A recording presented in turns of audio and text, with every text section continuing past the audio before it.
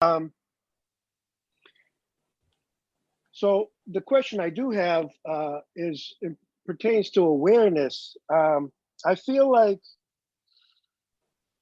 I'm free of the belief in personal doership. And I'm glad you made that distinction because, you know, I feel like I made the choice to pick this coffee cup up, you know, but I know, I guess I just have this knowing that life is just functioning through this body mind organism. And, you know, that all resonates. But whenever people talk about awareness, I haven't got a clue. You know, it seems to me like it's just another function of the body. Just you could be talking about many. In other words, I see myself as this organism, you know, in which life functions through, and this organism has awareness and it has other capabilities, but I think, do you know what I'm getting at? Like, I just don't resonate with, and I don't know if I'm missing something, but ultimately I know it doesn't matter because the belief in personal doership is what caused the suffering. And I can see how that's being alleviated, you know, because I can't grasp onto the blame or the blaming myself or others, you know. It's amazing. But yeah, I know within the framework, there's a lot of stuff other than the belief in personal doership. And sometimes I try to understand it and I just say, well, it's not important. I'm almost a little more comfortable in my not knowing, you know, like I just know it's not me. I'm not doing it. It's all just a happening. And I don't really know much more than that. And I kind of like, I feel I'm starting to feel more okay with that, but yet I'm still asking you a question about awareness. But, you know, maybe my last attempt to understand what all the hullabaloo is about. Yeah, great. I think it's a very good question and topic. So let's see. If we're obsessed with awareness, if we've heard about it and we really feel like we're missing out on something because we don't have contact with it, that becomes more and more intense. And essentially what it becomes is can be a very intense layer of suffering that is a form of expectation, like waiting for something that we think is important for our happiness that we don't have now to come in. So essentially, it is a form of expectation linked with a misunderstanding of what my happiness really is, because we might think, oh, well, this awareness is very important to my happiness because I've heard so many people talk about it. And we may miss the fact that actually my happiness already exists, even when I have no idea of what this awareness is other than a faculty of the human being, which sounds like the position that you're in at the moment, where you you're exactly as you're saying. I'm just going to ask this question. It doesn't really bother me, but I'm curious as to why people keep talking about it. Whereas in fact, my experience is I don't have that much frame of reference to impersonal awareness, and yet the suffering is diminished, and that is my happiness. So I go, I concur, Walter. Who cares about awareness, really?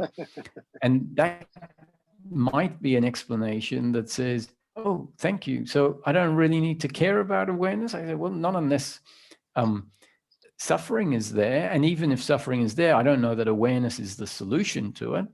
But we're talking about happiness for the human being, and happiness for the human being is the end of suffering. And so who cares about awareness if the end of suffering is there, because that's really what we're looking for. And that comes in the form of peace of mind. And if you have peace of mind, I really say stuff awareness. Okay. Thank you. You with me on that? Oh, sure. I'm happy to stuff awareness. I just it just keeps coming up, and I'm just like, maybe, maybe there is something that's a little, flying over my head here. And well, but I'm also I'll answer happy to. I'll answer why there's so much hullabaloo over it, because there is a reason, but and that's why I think your question is so good, because it's not so often that we have the opportunity to talk about it and put it into context as part of the seeking process. And because we hear so much about it from amazing teachers, very respected and profound teachers, it's hard to ignore it unless maybe we get a description that says, well, it's relative for some people, it's relevant for some people, but not for everyone. Because in a way, let's say we're really needing to get to Piccadilly Station. That's what we're really looking for, whether we realize it or not, to get to Piccadilly Station. And let's say you can get to Piccadilly Station through Waterloo Station or through Paddington Station. And you are at King's Cross. I don't know the UK trains. These are names I sort of remember, but geographically, it might not make sense. It's just a metaphor. So we're going to Piccadilly Station. You're at King's Cross, and you can get to Piccadilly through Waterloo or Paddington Station. Now, let's say everyone's talking about Waterloo Station, and there's no talk about Piccadilly Station as the final destination or what we're really looking for. And so the people at King's Cross, including you, it made more of a talk about Paddington Station and Waterloo Station instead of Piccadilly Station, because let's worry about going from King's Cross to the interchange station first. And once you're at the interchange station, then the conversation can change to Piccadilly Station. That's one approach in spirituality is, let's talk about awakening. And then from awakening, we can talk about liberation or enlightenment, because awakening is not the same as liberation and enlightenment. But, and there's hints of this in the scriptures. Don't mistake understanding for awakening. Don't mistake awakening for liberation. So essentially, it's sort of saying there are these stations, and don't mix them up, otherwise there'll be all sorts of confusion.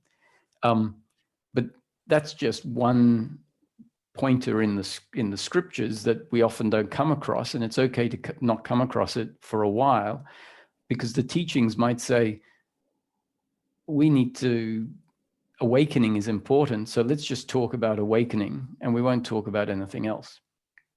So going back to the train system, if a teacher is really trying to get people from King's Cross Station to Waterloo Station, and then from Waterloo to Piccadilly, but they're not really worrying about the Waterloo to Piccadilly, they're just trying to get everyone from King's Cross to Waterloo, then there's going to be a lot of talk about Waterloo Station, right? And that's good. It's sort of like, this is the ticket you have to buy, sit in this carriage because that's the carriage that stops at the platform at Waterloo or whatever. Now, what if there's another way to get to Piccadilly, which is not Waterloo, but Paddington Station? And what if you, because life has taken you not through Waterloo, but to Paddington, and then on from Paddington to Piccadilly?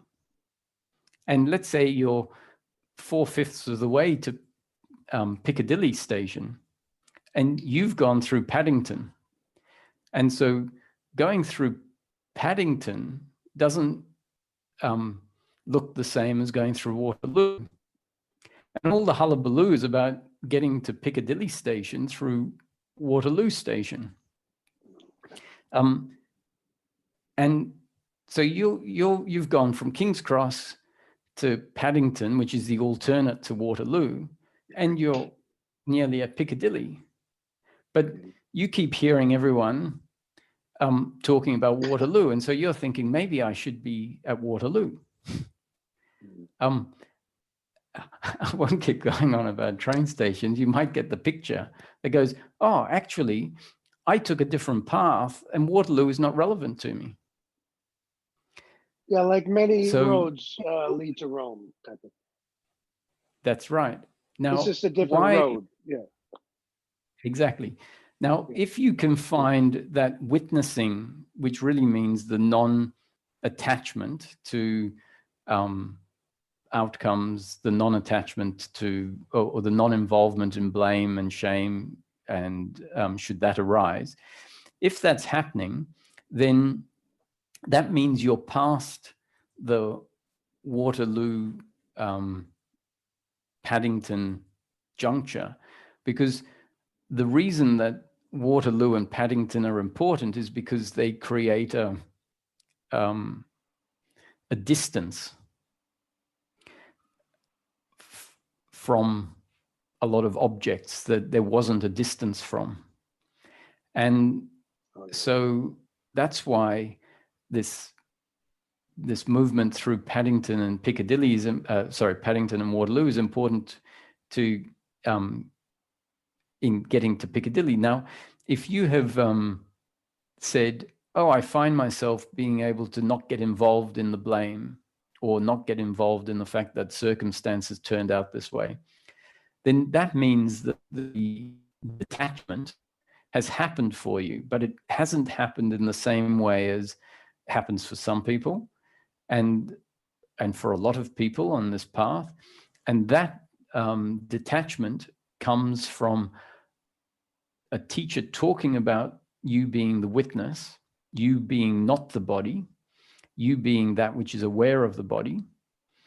And that talk about you being awareness and not the body has an effect of creating a witnessing that creates this detachment.